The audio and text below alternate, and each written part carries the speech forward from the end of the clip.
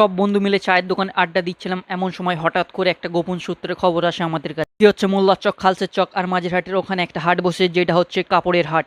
এমন শুনে আমরা চায়ের কাপ ওখানে ফেলে দিয়ে আমি সিধে চলে যাই সেই হাটের দিকে। আমরা ঘটনাস্থলে গিয়ে জানতে পারি সেখানে একটা বড় হাট বসেছে, আর ওখানে মানুষের ভিড় ভাই মারাত্মক। ওখানে গিয়ে এক ব্যবসায়ীর কাছে আমরা জানতে পারি তার কাছে বিক্রি হচ্ছে সালোয়ার, শাড়ি ও নানান জিনিসপত্র। আপনাদের কাছে রিকোয়েস্ট রইলো তার কাছে একবার হলেও ভিজিট করবেন। বাকি সবাই ওখান থেকে উঠে ভাবলাম হাটটা ঘুরবো, যেই দোকানে যাচ্ছি সেই দোকানে দেখি ভিড়ে ঠাঁচা। তারপরে আমার বন্ধু বলল লুঙ্গি কিনবে নাকি। তারপরে ভাবলাম লুঙ্গি ব্যবসায়ীর কাছে যাবো, কিন্তু তারপরে দেখি তার কাছেও হয়ে গেল অনেক ভিড়। তখন আমার মনে পড়ে চায়ের দোকানে বিল দিতে ভুলে গেছি, সেই না আর লুঙ্গি কিনে লাভ নেই, চায়ের দোকানে বিলটাই মিটতে আসি। এই ভেবে ওখান থেকে উঠে পড়লাম। জোকস অ্যাপার্ট, কেউ এটা সিরিয়াস নেবে না। আর বন্ধু বলে বিল আমি মিটিয়ে দিচ্ছি, একদম চিন্তা করো না। আমি নিশ্চিন্তা হয়ে একদম হাটটা ঘুরতে থাকি। তারপরে আমার জন্য একটা জামা কাপড় কেনার ইচ্ছা গেল।